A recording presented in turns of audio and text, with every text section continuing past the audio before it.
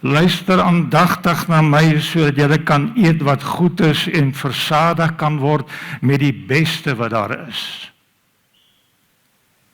Gee aandag en kom na my toe, luister en julle sal lewe. Ek wil met julle 'n ewige verbond sluit. Ek wil my troue liefde aan julle betoon soos aan Dawid. Ek het hom 'n getuie gemaak vir die volke, regeerder en gebieder van volke. Nou sal jy nasies ontbied wat jy nie geken het nie, en nasies wat jou nie geken het nie, sal na jou toe hardloop ter wille van die Here jou God, die Heilige van Israel, omdat hy jou in eer herstel het. Vra na die wil van die Here terwyl hy nog te vind is, roep hom aan terwyl hy nog naby is. Die goddelose moet sy verkeerde pad laat staan, die slegte mens sy slegte planne. Hy moet hom tot die Here bekeer, dan sal hy hom genadig wees. Hy moet hom tot ons God bekeer. Hy vergewe altyd weer. My gedagtes is nie julle gedagtes nie, en julle optrede nie soos myne nie, sê die Here. Soos die hemel hoër is as die aarde, soos my optrede verhewe bo julle optrede en my gedagtes bo julle gedagtes. Tot sover die Jesaja lesing. Johannes 21. Hierna het Jesus by die see van Tiberias weer aan sy disippels geopenbaar.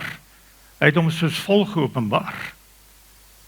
Saam daar by mekaar was Simon Petrus en Thomas, wat bekend staan as Didymus, Nathanael van Kana in Galilea, die seuns van Zebedeus en nog 2 ander van sy disippels. Toe sê Simon Petrus vir hulle, ek gaan visvang. Hulle sê vir hom, ons gaan saam met jou. Hulle het uitgegaan en in die skei geklim, maar daardie nag het hulle niks gevang nie. Teen dagbreek het Jesus daar op die strand gestaan, maar die disippels het nie geweet dat dit Jesus is nie. Jesus vra hulle toe, my kinders, julle het seker niks om te eet nie. Hulle antwoord hom nee. Hy sê toe vir hulle, gooi die visnet aan die regterkant van die skei en julle sal kry. Hulle het dit toe gegooi en vanweë die groot klomp vis was hulle nie in staat om dit in te trek nie. Daarop sê die disipel, die een vir wie Jesus liefgehad het, vir Petrus, dit is die Here. Mag die liewe Heer, broeders en susters, ook ons saam met sy seun vanmôre, die verkondiging van sy woord, sodat ons uiteindelik in verwondering huis toe gaan met hierdie uitspraak in ons harte. Dis die Here. Ons gaan nou saam bid, maar ons gaan dit doen terwyl die almal saam sing die bekende Onse Vader, gesang 266.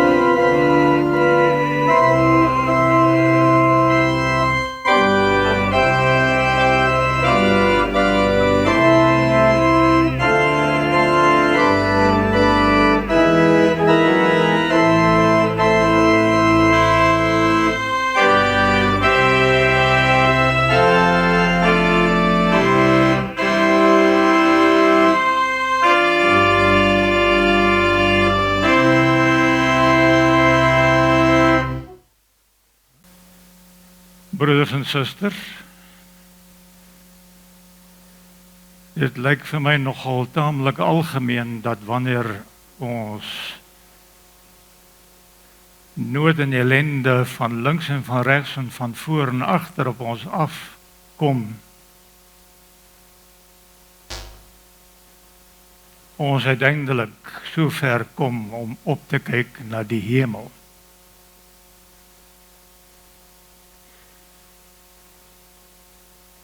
Op te kyk na die hemel, hoekom? Want dit is eintlik vir jou en my as mense die enigste moontlikheid en die rigtingwyser, die blye boodskap, die evangelie, want die evangelie en die blye boodskap en die Here God van alle tye kom uit die hemel, nie waar nie? Ja, dis 'n dodelike reëlmaat wat ons ook in die Bybel leer. En daarom is die twee skrifgedeeltes eintlik twee geleenthede wat ons uit die Bybel leer van omstandighede van die gelowiges van die tye wat dit moeilik hagliker kon daartoe gegaan het as wat hulle dit beleef het. Stel jou dit voor. 'n Jood wat die belewenis en die ervaring gehad het daar by die tempel van Jerusalem, daar in die land wat die Here God in hulle gegee het, die beloofde land, daar by Jerusalem, daar die Here geloof en gevind word en ervaar word, daar waar 'n mens ten minste eenmal 'n jaar gegaan het om die Here te aanbid deur die offerdier.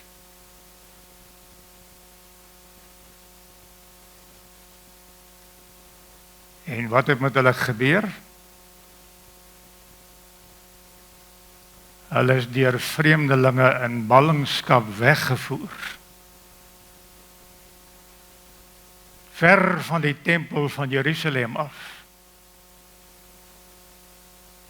Hulle is as te ware geminag en verniel.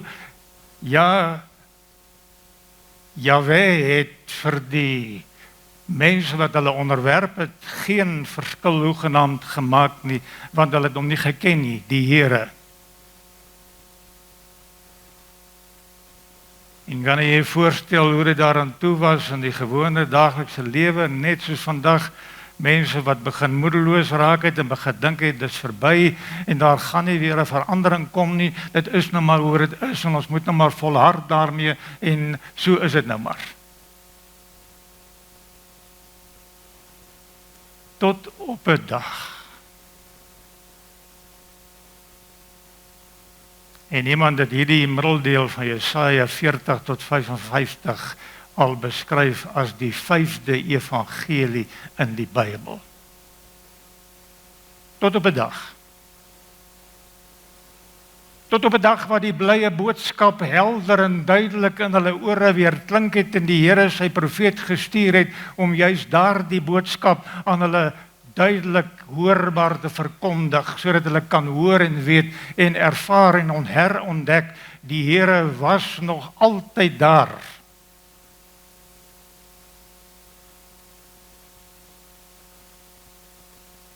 Daarom sê in die gedeelte wat ons gelees het, hierdie ongelooflike mooi uitnodiging, kom almal wat dors is, kom na die water toe.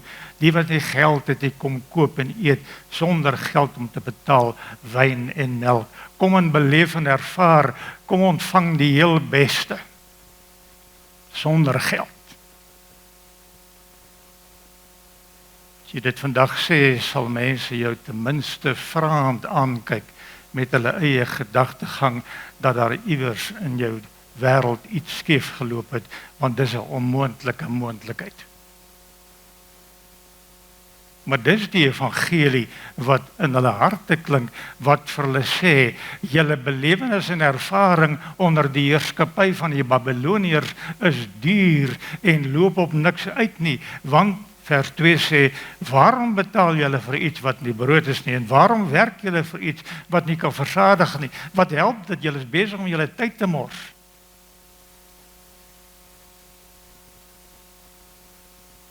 En weer, dit klink as te ware die mooi boodskap van die evangelie, wanneer hy sê, luister en julle sal lewe, ek wil met julle ewige verbond sluit. Broeders en susters, dit kry ons dwars deur die Bybel. En wat is die verbond gewees? Niks anders as ek sal vir julle 'n God wees.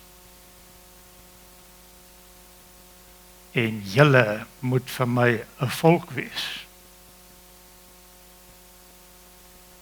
Dis daar dieselfde verbond wat die profeet Jeremia later sê, die tyd daarvan is verby, dit moet nuwe inhoud kry, en uiteindelik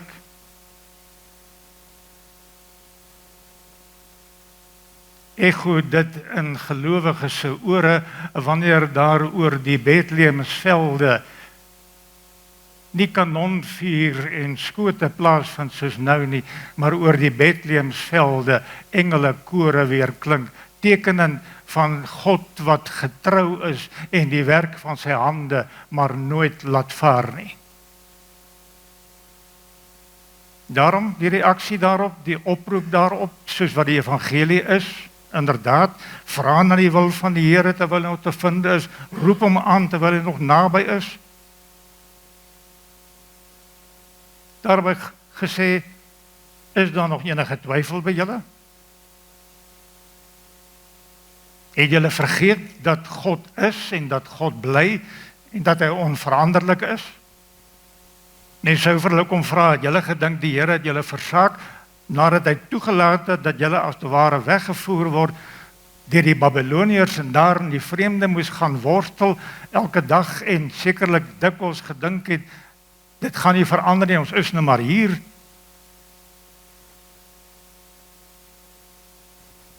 Verder wat vir hulle gesê word, en dit geld vandag nog ook, broeders en susters, wanneer ek en jy met God te maak het, en wanneer ons met die liewe Heer in gesprek tree, in ons gebede, wanneer ons oor hom dink, ook hier, my gedagtes is nie julle gedagtes nie, en julle optrede nie soos myne nie. Hoor u die helder tone van die evangelie, broeders en susters, selfs in hierdie omstandighede, waar mense erg getwyfel het, in wanhoop verval het, en gedink het, hulle is alleen gelaat, hulle is versaak, hulle is verwerp, hulle bevind hulle in die vreemde, onder vreemde heerskappy, en dat God hulle vergeet het, kan jy dink, hierdie mooi woord, my gedagtes, is nie julle gedagtes nie, en julle optrede nie soos myne nie. So, wat is die les uit daaruit te leer? Ek en jy kan ons nie in probeer voorstel om namens God te praat nie, en ons kan ook nie die lewende God inpers in my en jou se gedagtes. Ons kan ook nie sê die Here moet en die Here sal nie, want dit behaag hom om met sy kinders om te gaan. Want 'n goeie vader weet om met sy kinders om te gaan en wanneer hulle brood nodig het. Ja, so die geweldige druk en die ellende wat op hulle toegesak het en hulle gedink het nooit gaan verander nie, word plotseling omskep, vernuwe, verander, wanneer hulle herinner word deur die profeet dat die Here God is. As daar nou een woord in die hele Bybel is, broeders en susters, wat 'n mens nie moet geringskat nie, is dit die woordjie is. God is. Dit staan soos 'n spreekwoordelike paal bo water, onverkort, God is. Dis geweldig vertroostend, maar is ook vermaanend natuurlik. God is, dit het hulle geleer hier deur die woord van die profete, om weer die unieke ontdekking te maak van die teenwoordigheid van God in hulle lewe, van die troue liefde van die Here wat hy nie vergeet het en hulle nie versaak het nie, want God is. Ek kan my tweedens, broeders en susters, moeilik voorstel hoe die disippels as te ware platgevee is deur die gebeure van die onlangse tye.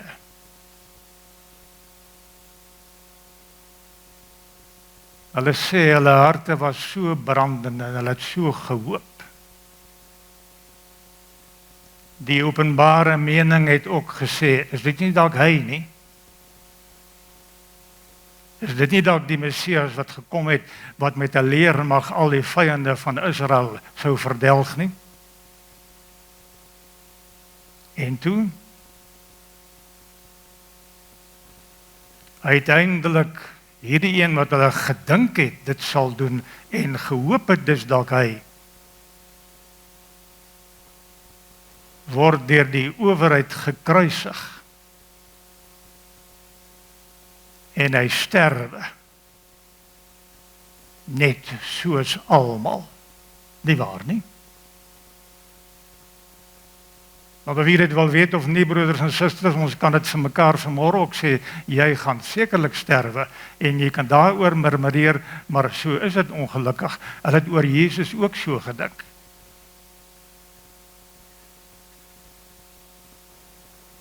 En toe die gerugte ontstaan van die teendeel, die getuies van die disipelkringe en ander wat gesê het, hulle het hom gesien. Ja, en hulle het 'n neergedruktheid en hulle verlorenheid om maar weer terug te gaan, wat om te doen, hulle besig te hou met waarmee hulle besig was. Elke dag nou maar weer net brood te verdien en hulle opgewondenheid is daarmee heen, want dit het toe nie gebeur nie. En kan u self voorstel, broeders en susters,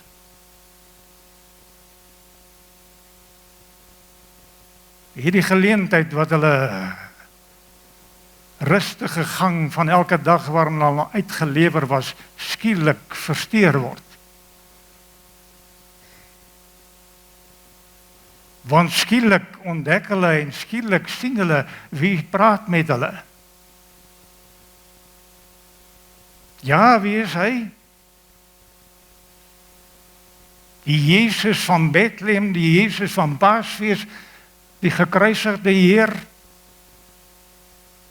Eintlik die na-Paasfees Jesus, want dis daardie Jesus wat deur sy lewe die dood finaal oorwin het. Daarom staan hy daar op die strand en daarom kom hy terug na hulle toe, hierdie disippels soos wat hulle elkeen was, en hulle was nie volmaakte mense nie, inteendeel. Die na-Paasfees Jesus staan skielik voor hulle en hulle moet die ontdekking maak dat al hulle verlorenheid en hulle gedagtes daaroor en hulle hartseer en pyn en noem maar op wat jy wil, was verkeerd.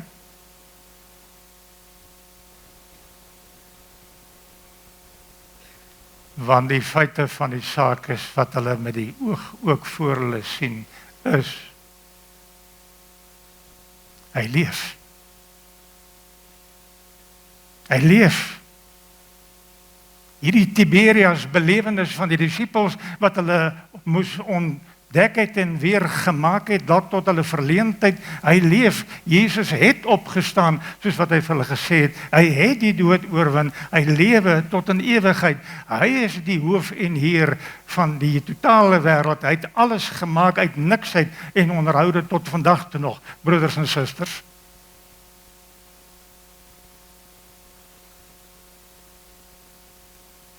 Derhalwe kan ons begryp dat ons vadere, toe dit in tye nou was,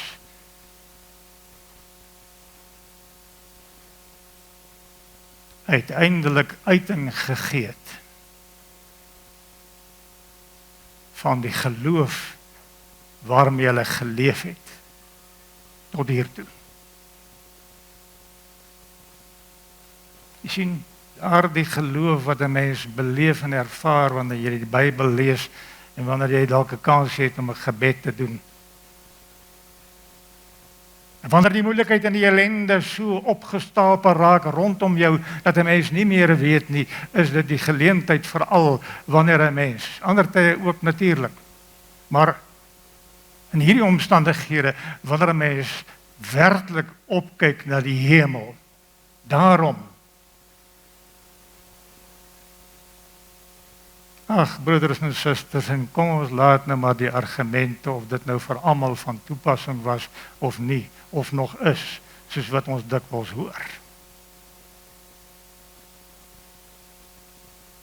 Kom ons laat nou maar al die slimmighede vir 'n oomblik links. En kom ons stel ons voor by hierdie geleentheid, waar God ja gesê het. Waar die genade van die liewe Here genoeg was. En waar hulle in besonder ontdek het, dat die liewe Heer inderdaad die gans andere is. Dat dikwels in die grootste nood en ellende die klanke van die evangelie op sy mooiste, suiwerste op 'n mens se tafel beland. Daarom, broeders en susters, sê my, waarom is ek en jy hier vanmôre? Kom ons hier? Ja, hy het my sê dit vanweë 16 Desember 1838 en wat daaruit voortgevloei het, ons voel daarmee saam en daarom ons hier. Ja, is nie verkeerd nie. Maar is dit dan nie so nie, broeders en susters, dat dieselfde woord van die Here wat in die lewe van Israel en met die disippels hoogtyd gevier het en ook aan ons dag hoogtyd vier, dit aanvaar ek van ons elkeen, dat dieselfde woord van die Here sê, uiteindelik sal elke knie buig en elke tong sal bely. As daar nou een ding is in hierdie wêreld van ons broeders en susters, en dit geld nie net vir ons hier vanmôre nie, dit geld vir almal, as daar een ding in hierdie wêreld is, wat 'n mens 'n ongelooflike fout sou maak, is dit om te dink dat God nie bestaan nie. Om te dink, ja, dis nou maar net die Bybel wat hier lê, en is eintlik maar God se woord deur mense.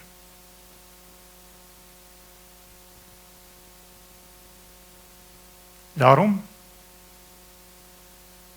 die rede waarom jy en ek hier is vanmôre, broeders en susters, is om eer te bewys aan die lewende God, soos wat die gelofte inderdaad verwag. Eer te bewys aan die lewende God, al was ons nie daar nie, en as ons dan nou nie familie gehad het wat daar was, of wat ook al nie, ons het nog steeds die verpligting om God te loof en te dank, ook by hierdie geleentheid. Jaarliks uiting te gee aan die geloof wat in ons geslag en in ons wêreld leef, broeders en susters, want hoe lyk die geloof van my en van jou in hierdie wêreld en in hierdie tye, as ons dit kan uitpak en voor mekaar op 'n tafel sit, hoe sou my en jou se geloof daar uitsien in hierdie dae? Sou dit iets wees wat iemand anders graag wil hê? So, broeders en susters, uiteindelik sal elke knie buig en elke tong sal bely, sê die apostel Paulus in 2 van sy briewe, maar dit kom ook in die profeet Jesaja voor. Dis die bedoeling. Dis die eintlike rede waarom u en ek hier is, om God te loof. Nie om 'n oorwinning te vier en meerderwaardig te wees nie, nee, maar om ongelooflik dankbaar te wees dat ons in ons verlede, in ons volksverlede, hierdie besondere geleentheid het, wat my en jou oproep, aan ons deurklop, om uiting te gee aan God in ons lewe. Ons het verwys na die tye in die profeet Jesaja, Israel, aan die disippels, toe Jesus opgestaan het.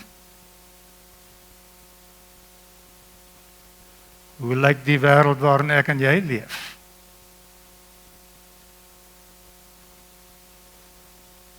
Ons kan iets verstaan van die nood van Bloedrivier wanneer ons na ons eie tye kyk en ons eie omstandighede ervaar. Wees versigtig waar jy loop en maak seker dat jou deure gesluit is. En wat vooral skokkend is, as jy in my pad staan, verwyder ek jou, of ek laat jou verwyder. Mense durf geen verskil van mening nie, en durf nie enige weerstand nie. Mense maak soos hulle wil. Ek hoef nie dit voor te hou nie, dit is nie nodig nie. U weet dit. Daarom, wat staan my en jou te doen, broeders en susters in die Here, in hierdie tye waarin u en ek lewe, waarin ons nou leef en is? Ja, kom ons woon geloftefees by en ons gee uiting daarin oor die Here in die Vader se lewe wat hulle gebede verhoor het. Kom ons gee uiting aan hierdie gelofte wat aan my mening ook vir ons geld.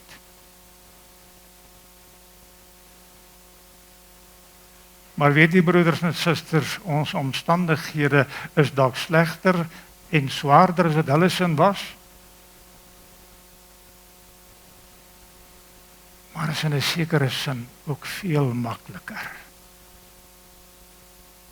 Want as ek en jy op dieselfde bladsy is, dat ons eer en lof aan die Here God bewys, dat die Here in ons lewe is en bestaan, dat hy ons totale bestaan in sy hand geleë is, en dat ons kom en gaan in ons toekoms in die Here is, dat ons daarheen op pad is, na die hemel, waar diewe nie inbreek en steel en mot en roes nie verteer nie, as dit so is.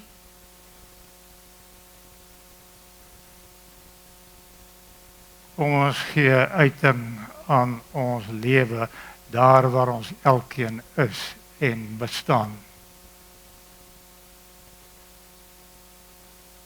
Want as ek en jy oor vandag se inhoud as lof aan God die Here met mekaar ooreenstem,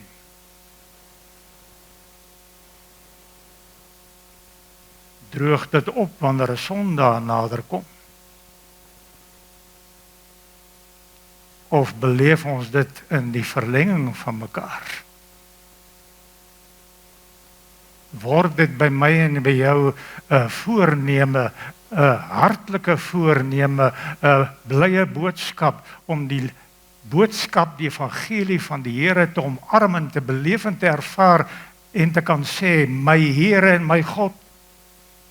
Beleef ek en jy dit so, derhalwe Sondag na Sondag op die dag van die Here, en is deel van sy goeie skepingswerk, dat ek en jy geleentheid en tyd het om Sondag na Sondag die aangesig van die Here in besonder te soek, naas ons binnekamer en naas wat in ons wêreld agter ons oë gebeur, maar veral Sondag na Sondag as te ware uiting te gee aan die geloof wat by die Vader as te ware die deurslag vir hulle gegee het, om nie uiteindelik in wanhoop te verval nie, maar in die naam van die Here te hoop en te glo en te bid en uiteindelik te ervaar en te beleef hoe wyd en diep en besonder die genade van ons Here Jesus inderdaad is.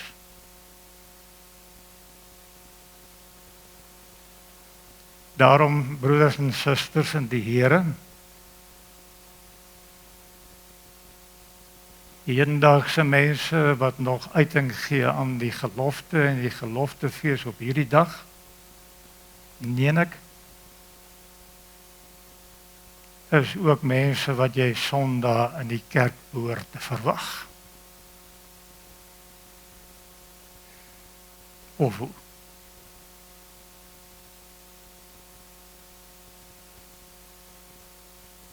En ja,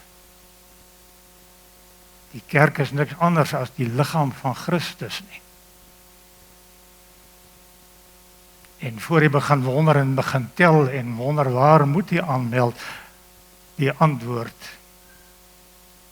daar is eintlik net een kerk.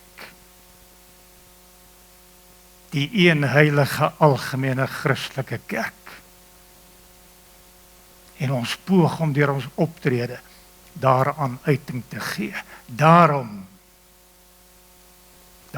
put ons uit die verlede, die Bybelse verlede, maar ook uit die volksverlede waar dit ter sprake gekom het, want daar is nie 'n afstand tussen hemel en aarde nie. Nee, die Here Jesus Christus het met sy koms na die wêreld dit as te ware die pad kort gemaak.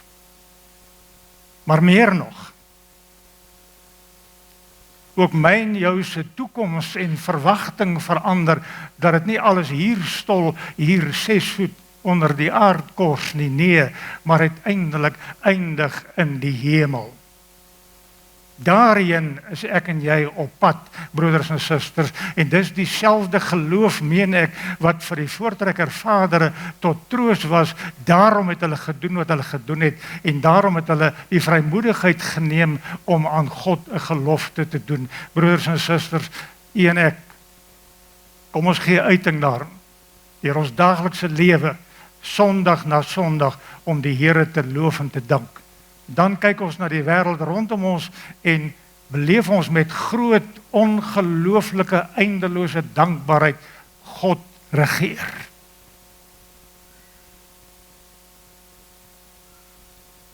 Soos die Here Jesus gesê het by geleentheid,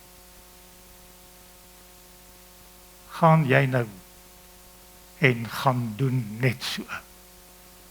Amen. Here onze God, troue Heer, ons bid saam vanmôre in blye dankbaarheid, die oortuiging en die troos dat U is. Here, ons bid vir mekaar, vir die mense wat soos ons naby aan mekaar is en leef en ervaar. Ja, Here, vir ons hier waar U ons geplaas en geroep het. Here, ons bid vir almal wat hier saam met ons woon, ons bid vir die hele wêreld, ons bid, Here, vir U kerk in die wêreld, wil U gee en wil U beskik, dat U woord, Here, sal voorrang en voortgang geniet, ongeag. Here, help ons en lei ons en troos ons met die uitnemendheid van U woord. Sodat, Here, ons beleidend ervaar, U is oneindig, ja, U is. Here, laat dit ook ons lewe verander en ons vul met opregte dankbaarheid, met geloof, met blydskap, sodat ons vir mekaar ten goeie sal wees om Jesus wil. Here, hoor ons in ons gebed. Ontferm U oor ons asseblief, uit genade om Jesus wil. Here, bly by ons asseblief. Dis genoeg. Amen. Ons slotsang, gesang 353, dit ten slotte.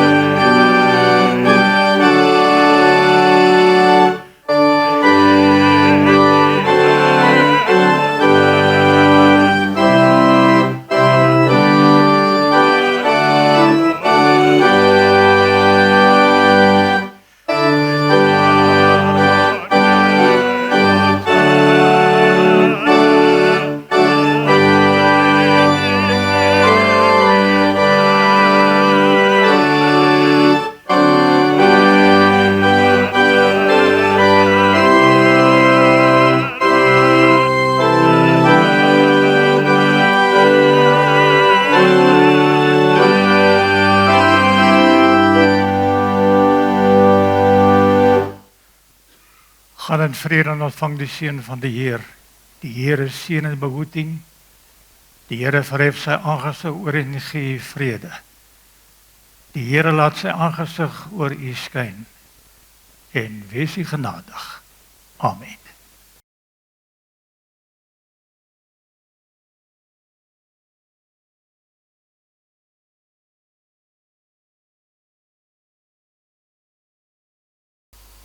Hier op die oewer van die Ngome rivier lê die nag swaar en donker oor die laar. Met 'n paar sterre is sigbaar deur die fyn mistigheid wat stadig maar seker deur die laar omsingel. In die agtergrond is daar die geskuifel en die sagte gebulk van beeste wat onrustig teen mekaar vasgedruk staan.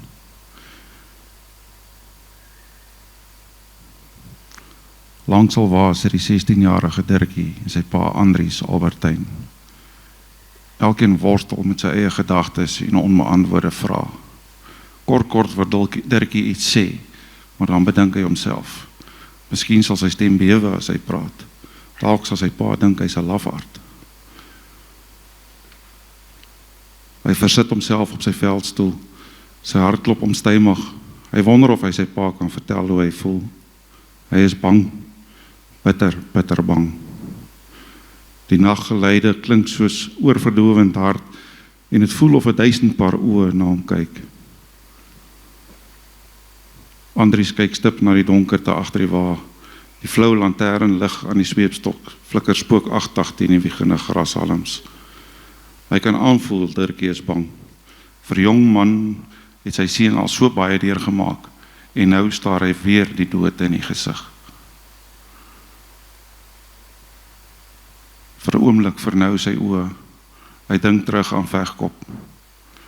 Ja, by Vegkop het sy seun 'n man geword.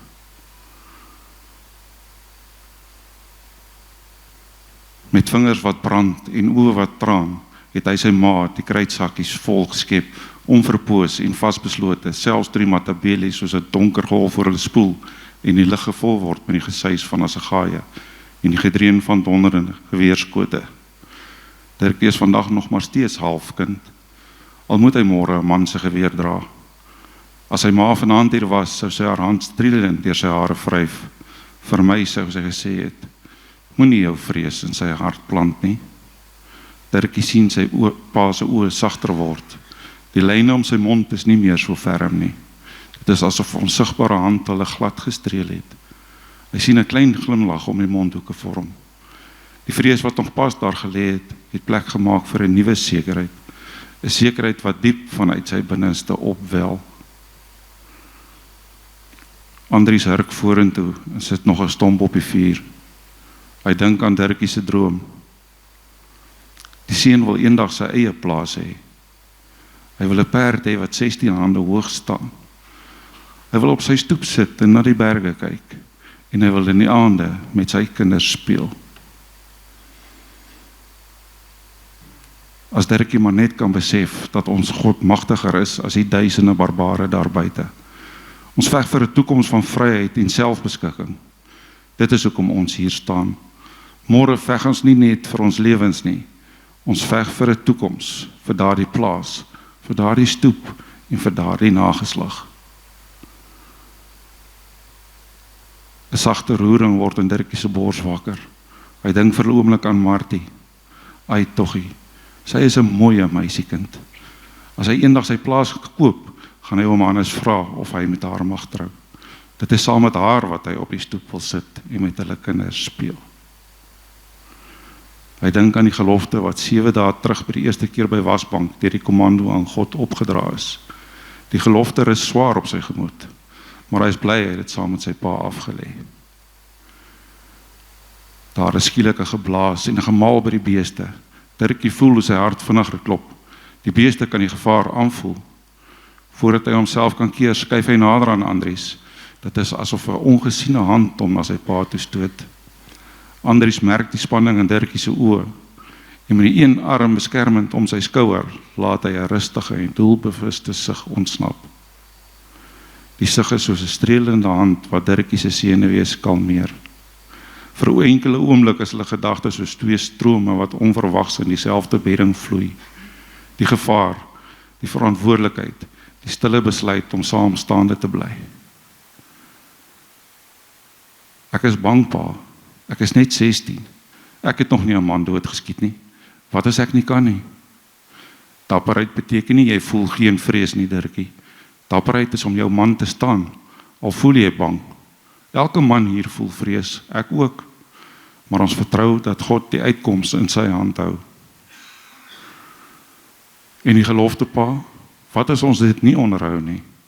Dan sterf ons môre, Dirkie. Miskien nie in liggaam nie, maar in gees. Môre veg ons nie vir 'n lewe nie.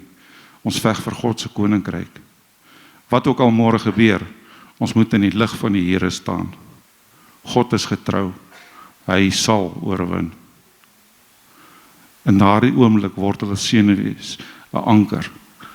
Iets wat die warrelwind van onsekerheid in hulle stil maak. En in die stilte wat tussen hulle lê, begin die laaste woorde van die gelofte in hul gedagtes opklink. Want die eer van sy naam sal verheerlik word deur die roem en die eer van die oorwinning aan hom te gee.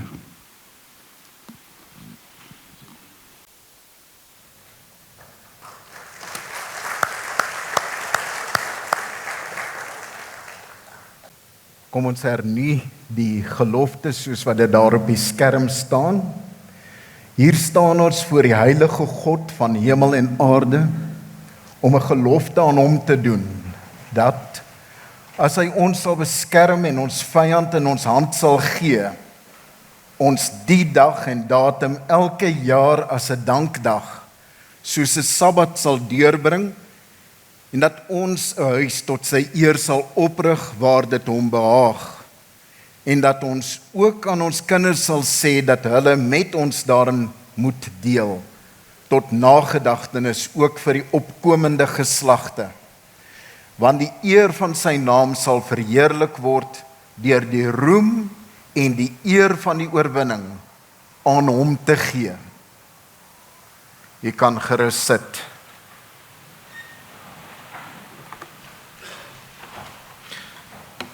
Dit is die gelofte en elke enkele een wat die gelofte afgelê het, aand vir aand van die 9de Desember af tot die aand van die 15de Desember 1838 het ons reeds vooruitgegaan in die ewigheid in.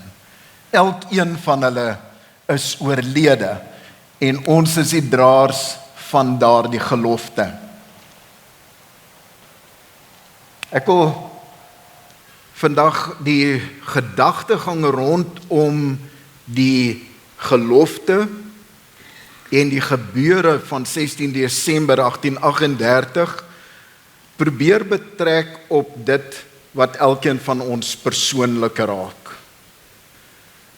En die punt wat ek wil maak is dat klein persoonlike geskiedenisse uiteindelik lei tot monumentale gebeure. Daar is 'n lyn in die geskiedenisdenke wat sê geskiedenis word gemaak deur groot manne. En daar is iets van waar.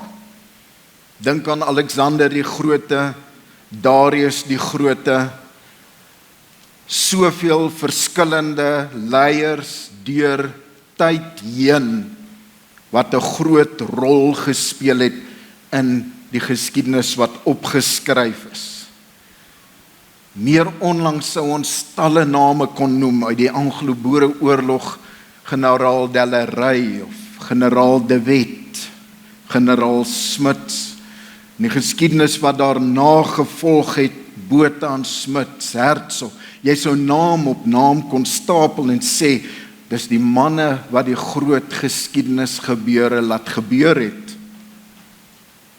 Maar wat ek graag vanoggend wil beklemtoon is presies op die ander kant van die groot name wat gekoppel word aan groot gebeurtenisse. En ek wil sê, so belangrik as wat Andries Pretorius as leier en hoofkommandant op 16 Desember 1838 was, soveel is die saamvloei van die persoonlike geskiedenis van omtrent 474 lede van sy kommando, eintlik die boustukke van daardie geskiedenis. Dis nie bloot die enkele groot held of persoon wat iets laat gebeur nie, maar is die saamvloei van honderde klein geskiedenisse. En ek wil dit begin op 'n soort persoonlike noot, maar dit geld vir elkeen van ons. Neem jouself as ek, dan het jy 2 ouers, pa en 'n ma, 4 grootouers, oupas en oumas aan elke kant, 8 oorgrootouers, oupa grootjies en ouma grootjies, en 16 oor grootouers, die oorgrootjies, 16 van hulle. In 5 geslagte is dit 31 mense wat saamgewerk het sodat ek hier kan wees. En dit geld vir elkeen van julle.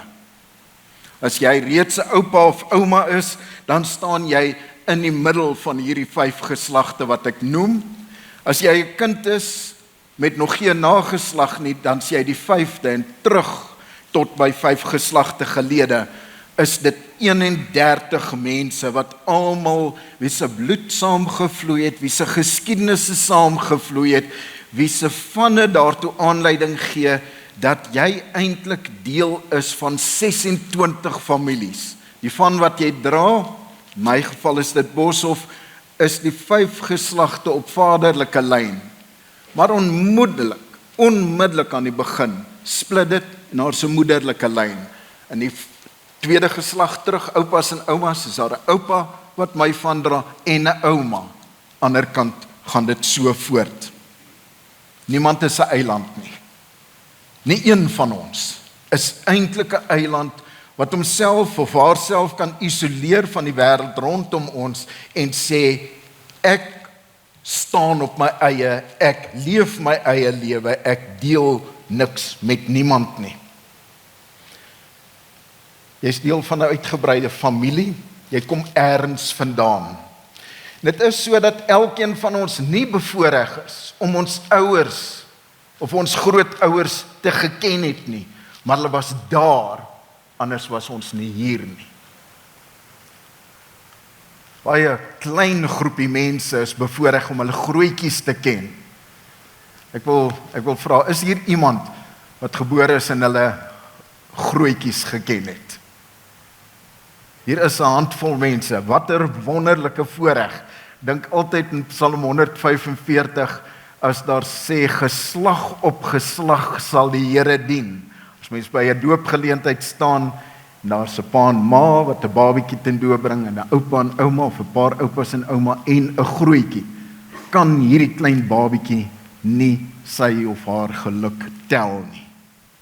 Nie elkeen van ons het die voorreg om ons ouers of grootouers en hoe heel dikwels ons oorgrootouers te leer ken nie, maar hulle is daar, soos 'n skare getuies van ons bestaan, en hulle het ons hier gebring. En so dra elkeen van ons 'n reuse geskiedenis in ons saam. Of ons dit bewustelik belewe, of maar net ons gang gaan, of ons dit goed verstaan, of eintlik nooit daaraan dink nie, dit is hoe dit is. In my geval was my oorgroot Boshoff oupa, gebore in 1827, as kind deel van die groot trek. Daar was 'n Boshoff voorouer of familieverwant by die slag van Bloedrivier, maar dis net een van wie ons weet. Die oorgrootoupa het uiteindelik gevestig en die plaas Doringfontein in die Waterberg ontvang. Sy kleinseun, my oupa, gebore 1885, was in hulle gesin die oudste kind wat nie mag gaan veg het nie. Hy was net 13 of op pad 14 toe, en so graag as wat hy 'n penkop wou wees, het sy pa hulle gesê, jy bly tuis en jy voer die boerdery verder en jy is die man van die huis. Uiteindelik beland hy kortstondig in die konsentrasiekamp in Nylstroom, word daarvandaan oorgeplaas na die konsentrasiekamp in Irene, wat hy oorleef, anders as een van sy sissies, en daardie geskiedenis maak my onlosmaaklik deel van groot gebeure. 1838 was 'n verskriklike jaar in die geskiedenis van die Groot Trek. Dit is ook die jaar wat ons dikwels noem die derde jaar van die Groot Trek se gebeure. 1836, die aanvanklike vertrek van trekke uit die Oos-Kaap uit hoofsaaklik. 1837 Vegkop en plasing Hoëveld in die Vrystaat. Sommige groepe beweeg deur in die Transvaal in. Louis Trichardt se trek beweeg tot ver noord en uiteindelik terug na Delagoa Bay en dan breek 1838 aan. En dit begin met Januarie. Die kommando onder leiding van Piet Retief, hulle wat die beeste van Dingaan gaan terughaal het na 'n rooftog van Sekonyela, wat 'n klomp beeste van die Zulus geneem het en Retief onderneem om die beeste te gaan terughaal, en in Januarie keer hulle terug met die beeste en kan hulle rapporteer dat dit nou beskikbaar is, dit kan teruggegee word om te bewys, dit was nie die boere wat dit gesteel het nie, neem hulle dit terug. In Februarie beplan Retief en omtrent 70 man hulle vertrek na Dingaan se kraal toe. Op 6 Februarie word die hele Retief geselskap vermoor in Dingaan se kraal en gebeur hierdie geweldige verlies. Op 17 Februarie vind die aanvalle langs die Bloukransrivier, die Groot en die Klein Moordspruit en die Boesmanse rivier plaas. In April maand is daar 'n strafkommando wat bymekaar gemaak word onder die gesamentlike leierskap van Andries Hendrik Potgieter en Piet Uys, en hulle agtervolg 'n leerafdeling van die Zulus, loop in 'n hinderlaag in, en op 11 April vind die slag van Italië plaas en Piet Uys en sy seun Dirkie sterf albei daar. 23 September, so 6 maande later, op 23 September sterf Gerrit Marits, wat na Piet Retief se oorlye die persoon was wat eintlik die sterkste leiding geneem het. So op 25-26 November kom Andries Pretorius aan en word hy gekies as hoofkommandant, en laat hy geen gras onder sy voete groei om 'n kommando saam te stel wat uiteindelik teen die Zulu mag kan gaan veg nie. Van 9 tot 15 Desember 1838 word die gelofte elke aand afgelê, en op 16 Desember van die slag van Bloedrivier plaas. Dis so 'n oorsig van gebeure van 1838. Dis dramaties, dis ontsettende tragiese gebeurtenisse, en dis dinge wat almal in hulle gemoed tref. Nou as ons nou kyk na die gedenkteken van Piet Retief, dan staan dit by Dingaan stad as gedenkteken van dood. Met die dood van daai 72 manne saam met Piet Retief op besoek aan Dingaan, het 'n groot klomp lede, mans van die Groot Trek gesterf. Piet Retief self was die gekose leier van die trekkers in Natal. Hy's dood, maar ook sy seun, Pieter Jr. Piet Retief se vertroude vriende, Barend Liebenberg en Martinus Oosthuizen, en hulle 2 seuns, Daniel of Dani Liebenberg en Kosie Oosthuizen, is ook daar dood. Elkeen van hulle het 'n persoonlike geskiedenis daarin gedra. Maar in werklikheid is daar soveel meer. En kom ons kyk gou na die vanne van die mense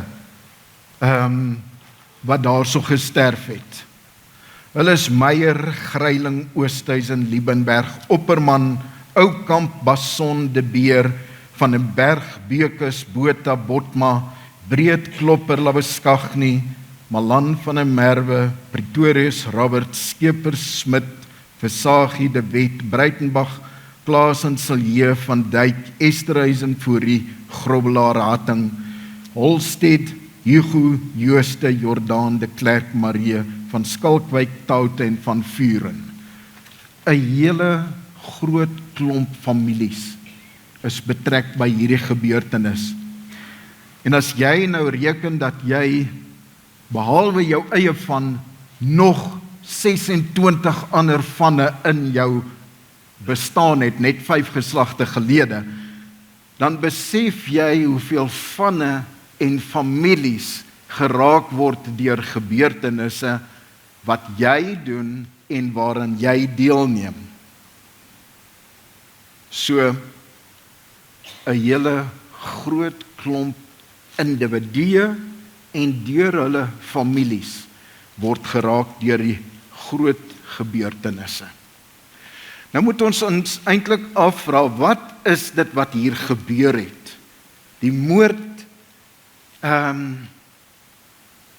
op KwaMatiwane, die heuweltjie waar dit gebeur het, en waar die gedenkteken staan, en waarmee ons eintlik in die geskiedenis inworstel. Na die aanvanklike onderhandelinge in 1837 en die veldtog om die geroofde vee terug te gaan haal van Sekonyela af, was die atmosfeer onder die voortrekkers, om die minste te sê, baie gunstig. Die atmosfeer was vol verwagting. Daar is nou maar 1 of 2 stappies voordat ons wettig plase kan uitmeet, kan gaan beset. Die onderhandelings is gevoer, 'n voorwaarde is gestel, daardie voorwaarde is nagekom. Eintlik moet die papierwerk nou net afgehandel word en alles is gekenmerk en gestempel deur optimisme. Dit was veral onder die leiding van Piet Retief. Hy was geweldig optimisties met die terugkeer met die kommando van Sekonyela af. Andries Hendrik Potgieter op daardie stadium ook in Natal was baie skepties. Sy laar het bo aan die Tugela rivier gestaan en hy het elkeen met wie hy kon praat tot versigtigheid gemaan en gesê die regte rigting is Hoëveld toe en oor die Vaalrivier. Hy dink nie Natal is die regte rigting nie. En Gerrit Marits het by Piet Retief gepleit om nie self saam te gaan na die ondertekening van die ooreenkoms met De Gaan nie, om dan mense te stuur, sy adjudante. Maar hy wat gekose leier, jy kan amper sê gouverneur van die voortrekkers was, moes dit self nie doen nie, maar Piet Retief was te optimisties oor alles om ag te slaan op die waarskuwings. Tegelykertyd was daar 'n ander leier wat 'n verskriklike invloed op hierdie Februarie gebeure gehad het, en dit was koning Dingaan van die Zulus. Die waans wat oor die berge kom, het al hoe meer en meer geraak. Die Britte het hulle tuis gemaak in Port Natal. En daar was net in geheel chaos besig om te ontwikkel, en die situasie het na sy mening hand uitgeruk. Met hulle ontmoeting het Dingaan aan Piet Retief gevra waarom hy nie eerder die grond van Msilikazi gaan neem nie, en Retief se antwoord was dat hy nie grond belangstel om grond te verower nie, maar om te onderhandel en dit regmatig te bekom, en daarom is hy hier. Die antwoord is oënskynlik aanvaar. en 3 dae se feestelikhede het aangegaan, maar die afloop daarvan was die moord op Retief en sy hele geselskap. Almal van hulle is een vir een doodgemaak, uitgesleep uit die koninklike hof en Piet Retief moes dit als aanskou en is helaas doodgemaak. By die liggame en die gebeentes wat oorgebly is omtrent 10-11 maande later die bladsak met die traktaat wat geteken is gevind en die dokument bestaan. Maar die moord op Retief se kommando as 'n geskiedkundige gebeurtenis het reperkusies gehad wat baie wyer sou strek as 70 mense se families. Aan die een kant is een mens dood en het hy sy lewe verloor en nog een, die totale 70 en jy kan sê aan niks gemeet is dit verskriklik baie mense nie. Maar die ripple effek is geweldig en was geweldig. Die gebeure by KwaMatiwane, die doodmaak van daai kommando, is natuurlik nie outomaties en onmiddellik as nuus versprei nie. In die laars en die verspreide gemeenskappe langs die spruite van Natal het die mense eintlik net gewag vir die terugkeer van Piet Retief en sy mense, dat hulle kon terugkom by hulle families en dat hulle kon versprei en gaan vestig in die grond op die grond wat wettig aangekoop is. Maar 6 Februarie word nie opgevolg deur die terugkeer van die onderhandelingsspan en kommando nie. Dit word opgevolg deur woedende impies van Dingaan wat uitgestuur word om die voeltjies op die neste en hulle kuikens te gaan doodmaak voordat hulle meer kan word, was die woorde wat daaroor gesê is. Om die families in hulle klein familiegroepe te gaan aanval en dit was miskien in 'n sekere sin skrikwekkender. Die lot wat daardie losgroepe voortrekkers getref het. Daar was 3 groot laars gewees, die van Marits, bo aan die Boesmansrivier, Retiefsin, waarvandaan hy weggetrek het by Doringkop, bo aan die boorlope van die Tugela, aan die Sendrik Potgietersin. Maar verskeie families het reeds verder versprei, die laars verlaat en weier getrek. Die laars was relatief goed beskerm en was as fortifikasie relatief nuttig om te behou wat binnekant is. Dit was 'n redelike veilige struktuur. Maar baie families het weier versprei. By sy vertrek het Retief die mense wat verder versprei het gevra en eintlik opdrag gegee om terug te trek na die laars toe totdat hy terugkom. En vir die hele tyd wat Retief hulle weg was, daai 2 weke, het Gerrit Marits wat in daai tyd waargeneem het in leierskapsposisies, pleidooi op pleidooi gestuur, boodskappers gestuur en gevra, kom terug.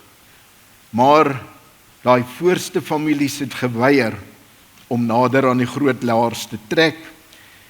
En daar lees ons by Dievenage die behoefte aan veiding vir hulle groot veetroppe, die moontlikheid van onbelemmerde jagtogte, die ywer om die beste plase uit te soek, en dan doeteenvoudig argeloosheid en onverskilligheid was die vernaamste redes vir hierdie onverantwoordelike optrede. Want almal van hulle is dood in daai aanvalle, maar is dit nie die aard van die Afrikaners nie? Dis ons mense wat hier gesê het, moenie vir my sê wat ek moet doen nie, moet my nie terugroep nie, ek weet wat ek doen, ek het lus om hier te wees, en hierdie skrikwekkende tragedie tref hulle die nag van 17 Februarie en die erge ervaring kom letterlik aan die lig op die oggend van 18 Februarie. Met die breek van daardie dag word al Gerrit Maritz se vrese waar. Nie die kommando van Piet Retief het teruggekeer nie. Nie met dokumentêre bewys dat die voortrekkers in Natal gaan vestig nie, maar die impies van Dingaan het die voorhoede van die voortrekkervestiging getref. Volledige gesinne, kindertjies, ma's en pa's, jong getroudes, oupas en oumas, jong mense, die volle verskeidenheid wat 'n familie kan oplewer, is daai nag langs die Bloukransrivier, die Moordspruit, die Groot en die Klein Moordspruit en die Boesemansrivier aangeval en uitgewis. Lewens is vernietig, eiendom is vernietig, waans is uitgebrand, vee is gesteel of doodgemaak en op 'n geweldige skaal is daar die klein gemeenskapies uitgewis. In enkele gevalle het daar 'n weeskind of weeskindertjies oorgebly wat 'n hele familie se geskiedenis die toekoms moes inneem. Hulle dood, net soos die van die kommando op KwaMatiwani, het skokgolwe deur die voortrekkergemeenskap gestuur en dwars deur die hele land, ook die Oos-Kaap waar hierdie families vandaan gekom het, die Karoo omgewing verder Kaapse kant toe, het die rimpelings van hierdie gebeurtenis mense geraak en laat besef dis skrikwekkend. Na Februarie het 1838 nie makliker geword nie, soos ek nou in die kort oorsig oor 1838 gewys het.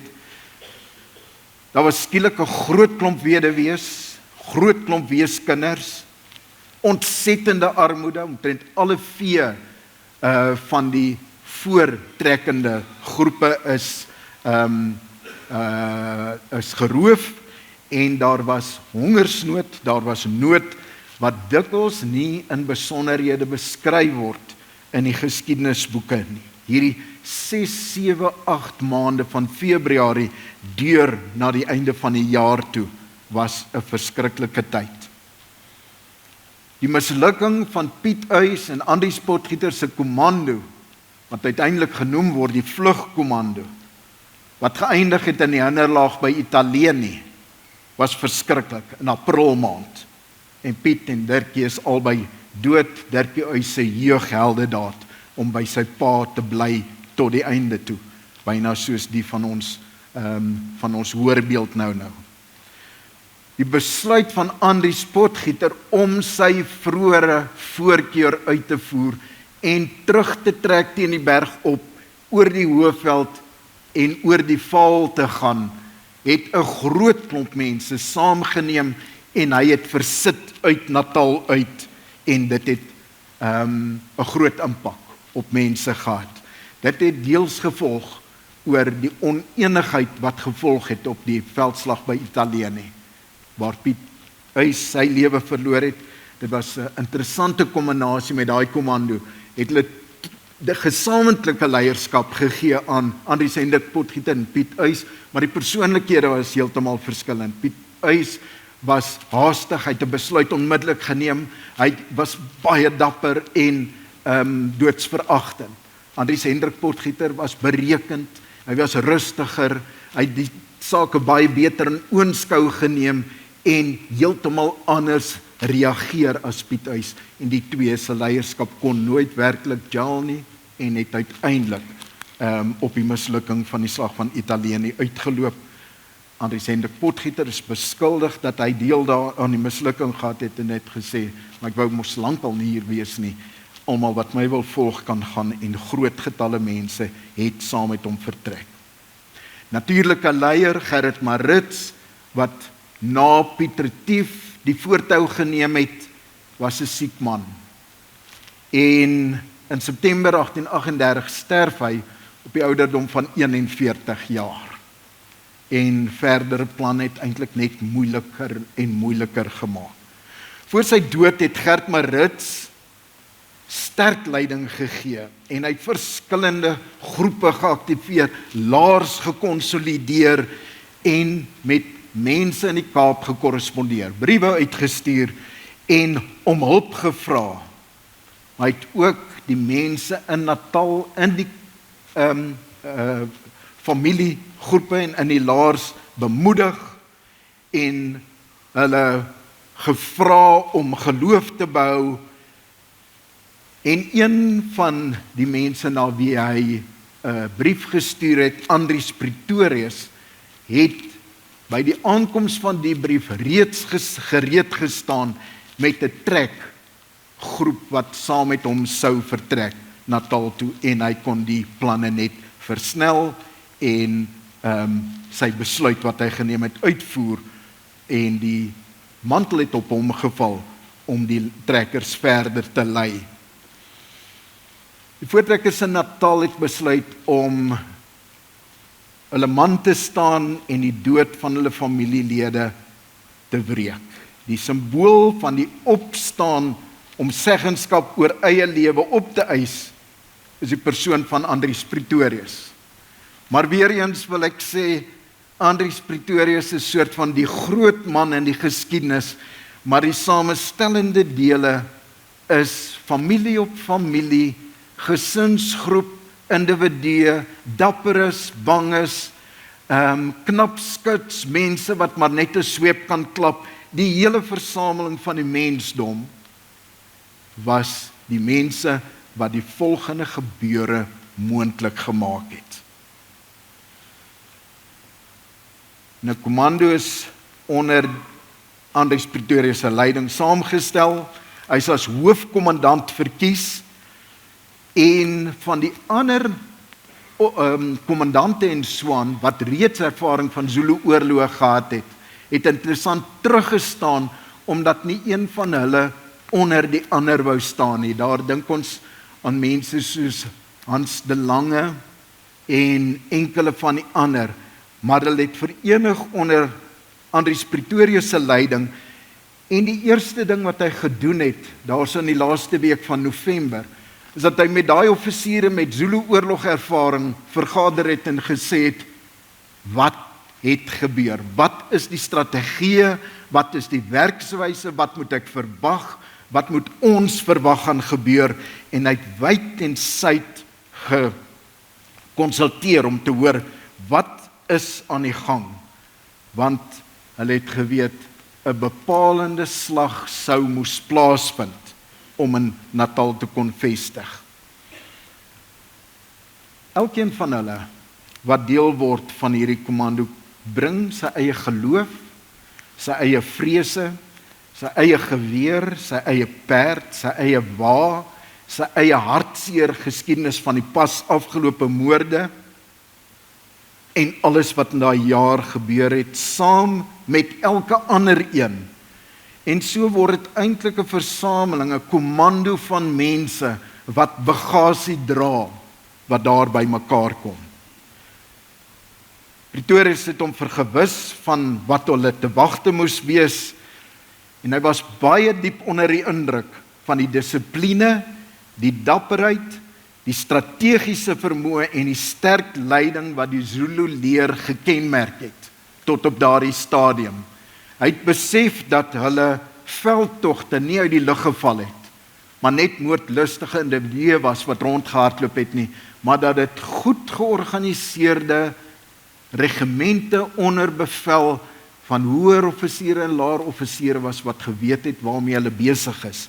En dit het hom baie diep getref en laat besef, die oormag is amper in menslike terme onoorwinlik. Sy eie kommando lei hy met 'n oproep tot streng dissipline en streng Christelike waardes. Om die waarheid te sê, hy deel die kommando op in wat genoem word 3 gemeentes. Sarel Silje het een gevat en so het elkeen van die ander 2 gemeentes 'n geestelike leier gehad en dit is opgedeel vir daaglikse godsdienstbeoefening. Daar's uitgestipel dat geen vroue en kinders gevange geneem word nie. Hierdie is 'n oorlog van 'n weermag of 'n kommando teen 'n weermag of 'n klomp regimente. Van die kommandolede het na die tyd in hulle dagboeke geskrywe dat die tog na Dingaanstad meer na bedevaart as na 'n krygstog gevoel het.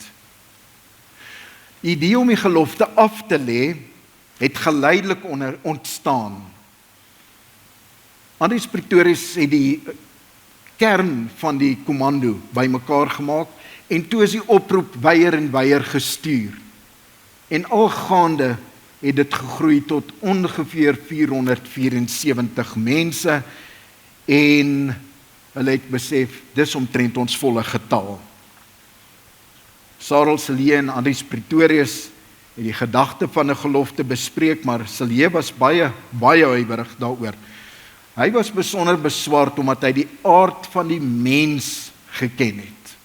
En hy het gesê, hy skryf dit op 'n plek self, in benoudheid en angs bid hulle. In dae van voorspoed vertrou hulle op hulle self en vergeet hulle van die Here. Daarby was 'n gelofte vir hom so heilig soos 'n sakrament. Hy het God se toorn gevrees as ons die dag vergeet en verwaarloos. 'n Saak waaroor in die erediens baie deeglik verantwoording gedoen is.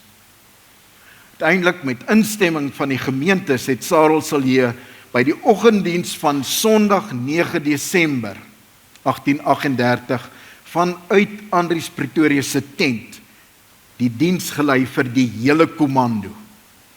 En as deel van sy gebed is die gelofte wat ons nou herbevestig het, die eerste keer by Wasbank aan die hele kommando voorgehou. Daarna elke aand tot die aand van Saterdag 15 Desember, gisterand 187 en 80 jaar gelede, is die gelofte elke aand tydens aandgodsdiens voorgehou. En dit was meer as 'n gebed.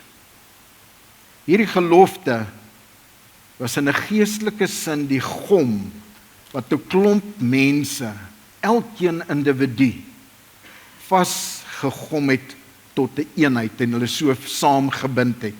Met baie doelbewuste leiding van Sarel Silje as geestelike leier, baie doelbewuste leiding van Andries Pretorius as militêre leier en hoofkommandant. 15 Desember ontvang die kommando die nuus van die verkenners wat na buite beweeg het, dat die Zulu leer so wat 2 ure te perd, net meer as 20 kilometer van hulle af in die rande gesien is. En onmiddellik is haar laar getrek. Van die berigte sê, daar was reeds begin gemaak met die trek van die laar, toe Andries Pretorius daar kom, en die plek wat gekies is was gelyk. Daar sien ons iets daarvan.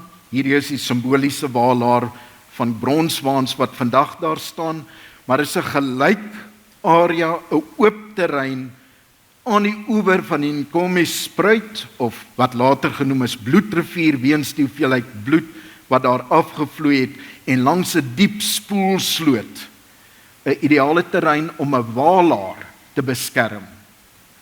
Heel graagste sou die Zulus die kommando in die berge wou inlok, waar ongelyk terrein hulle in staat stel om 'n hinderlaag op te stel vir die boere, vir die voortrekker kommando. Maar die laar wat opgestel word, is in 'n terrein wat werklik dit makliker maak om hom te beskerm. En dit was vir elkeen duidelik dat 'n geweldige geveg op hande was. Sommige het gedink dat die Zulus oornag, die nag van die 15de Desember sou aanval, soos by Bloukrans en Moordspruit en Boesmansrivier. Daar sou het hulle in die nag gekom en die mense onverhoeds betrap. Ander het geglo dat hulle vroeg die volgende dag, op die 16de, sou aanval soos wat gebeur het by Veglaar. Waans is aan mekaar gebind, En ek het gesien, die skeppers van die dekor het regtig moeite gedoen. Hierso, daar is die poorte, waar mens met perkomando kon uitgaan, is gesluit en vasgetrek met kettinge. Die veghekke, wat hierso onder die baans tussen die wiele daar gestel is nagegaan en vasgebind. Perde en osse is binne in die groot laar van baans vasgebind, en al die lanterns is aan sweepstokke buite die baans gehang, en hulle het gewag. Dit het ons nou in die hoorbeeld belewe. Daar was groot verwagting dat mis oornag sou ontwikkel, en oor die laar sou toesak, en elkeen wat met 'n voorlaaier gewerk het, het geweet, nat kruit is moeilikheid. Die Zulus het nie oornag aangeval nie. Moontlik weens stik donkerte, een van die mense skryf in hulle dagboek, dat waar hy gesit het, kon hy sy hande, as hy dit beweeg, nie voor sy oë sien nie. So donker was die nag. Moontlik weens die stik donkerte, moontlik weens die vreemde lig wat die lanterns in die mis geskep het. Maar teen dagbreek is die laar omsingel aan alle kante. 'n Zulu leer bestaande uit 36 regimente, bestaande uit 900 tot 1000 man elk, was opgestel. Hulle was onder leiding van deurwinterde bevelvoerders Mhlela en Tambuza, en hulle was gereed vir die oorlog. Pretoria se kommando, het ek genoem, wat omtrent 470 man bevat, en hulle het teen 'n volslae oormag te staan gekom. Andries Pretorius en Sarel Silje se behoefte om hierdie oorlog as dit ware aan die Here op te dra, was nie uit vrees nie, dit was uit realisme.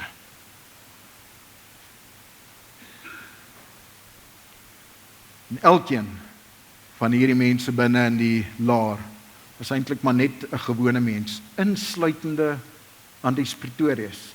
Die we nou gesê in sy boek, dis 'n interessante ding, dat twee mense, Andries Hendrik Potgieter en Andries Pretorius, was eintlik baie gewone boere en burgers van hulle gemeenskap voor die tyd, maar is deur die gebeure van die groot trek verhef tot helde op die beginsel van cometh the hour, cometh the man, nou as leiers na vore getrek. Elkeen van die mense in hierdie kommando is in 'n sekere sin so doodgewoon soos ek en u. Enigeen van hulle se nageslag sou nou hier kon sit en sit besmoontlik hier. Toe die dag behoorlik gebreek het en jy goed kon sien en die mis begin lig het, die son begin skyn het die swart skilde, die jonger regimente doodsveragtend op die laar afgestorm. Die waans bestorm met die oog daarop om tot by hulle te kom, deur te breek, die gevegshekke aan die brand te steek, die waans self, en op die manier ergens 'n bres te slaan om binne in die laar te kom, sodat die perde en die osse daar binne kon losbreek en alles in chaos kon dompel.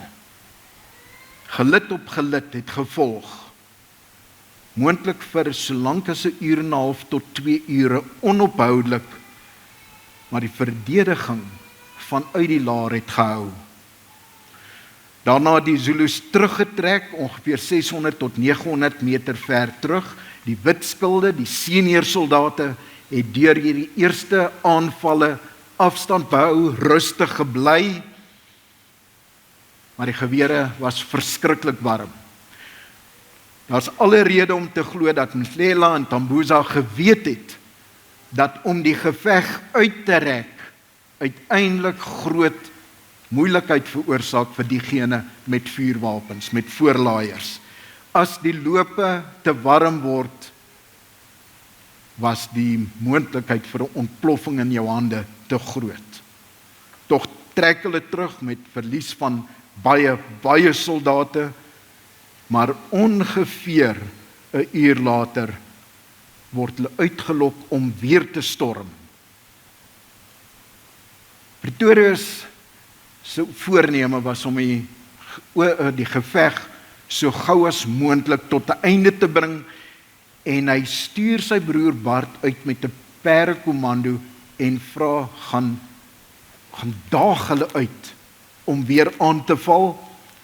Die uitdaging was te effektief, die perdekommando was amper nog nie buite nie, toe storm die swart skilde weer, en ternauwernood het daai perdekommando teruggekom in die kamp van die aanstormende Zulus, was letterlik by die poorte, toe die weer gesluit is, en is daar doodgeskiet, en hulle het weer teruggetrek. Daarna was daar weer 'n volskaalse aanval, 'n volskaalse aanslag, beide die wit skilde en die swart skilde. Dit is interessant hoe Andries Pretorius dit probeer uitlok het. Een van die tegnieke was dat hy 'n man wat goeie Zulu praat, uitgestuur het om te skreeu na die soldate toe, en wat hy toe as 'n boodskap gegee het, is dis dag kom val nou aan. Die uitdaging was, kom veg soos manne teen manne, helder oordag, nie in die donkerte van die nag teen vroue en kindertjies, soos daar by Bloukrans nie. Dit het nie die gewenste effek gehad nie, maar toe die perdekommando weer uitgaan, en hulle probeer deurbreek deur die Zulu mag, toe volg die volgende groot aanslag, maar die perdekommando bereik wat hulle graag wou bereik. Hulle kom agterom en kon met 'n pylpunt formasie van agteraf in die Zulu regimente injaag, terwyl die geweervuur en die 2 kanonne van vooraf doodsaai. En op die manier het hulle die 2 dele van die Zulu mag verdeel, en het hulle aan weerskante van die laar verby gehardloop, en uiteindelik die aftog geblaas, en hulle is uiteindelik gevolg deur 'n bietjie uitgebreide perdekommando vir omtrent 28 tot 30 kilometer, voordat hulle besef het, hiermee is die aanslag of die geveg afgeslaan, en dat die geveg vir die dag dan verby is. Die perdekommando het sukses bereik, 1 of 2 mense is met assegaaie raak gesteek, maar die hele veldslag het suksesvol afgeloop. Teen die middag was almal terug in die laar. Philip Fourie, Gert Raad, Christian van der Merwe en Andries Pretorius self is beseer. Gert Raad in 'n sekere sin die ernstigste, maar hy het dit uiteindelik oorleef, en dan die ander op verskillende maniere, maar almal het oorleef. Die gevallenes aan Zulu kant is nie maklik om te bereken nie, maar dit was duisende. Is bymekaar gebring in die laar om te eet, en daarna het Sarel Silje dankdiens gedoen. Tydens sy diens het hy die kommando duidelik en ondubbelsinnig herinner aan die gelofte wat hulle afgelê het, uit vrees dat selfvertroue en selfvoldaanheid homself die meester kon maak oor hierdie oorwinnende soldate.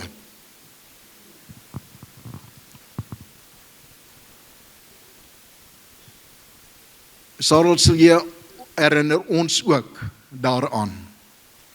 100 jaar gelede, in 1925, skryf Dominee A.F. Lou, wat toe die voorsitter was van die Algemene Dingansdag Kommissie. Daar gebeur baie dinge in ons geliefde Suid-Afrika, wat ruk en pluk aan die fondamente van ons volksbestaan. Daarom moet Dingansdag al hoe meer die geleentheid word waarop ons uitroep. Wow, hou bietjie stil, span 'n oombliekie uit, draai om, kyk agtertoe, dink aan al die weg waarop ons gereis het. Bekyk die wa, van binne en van buite. Kyk of die trek goed in orde is, of die span osse nog in goeie kondisie is. Kyk vorentoe en wees seker watter pad jy verder wil reis. In een woord, vergeet God se leiding nie en moenie daaraan droom om 'n groot en edel volk te word sonder die God van jou vaders nie. Baie dankie.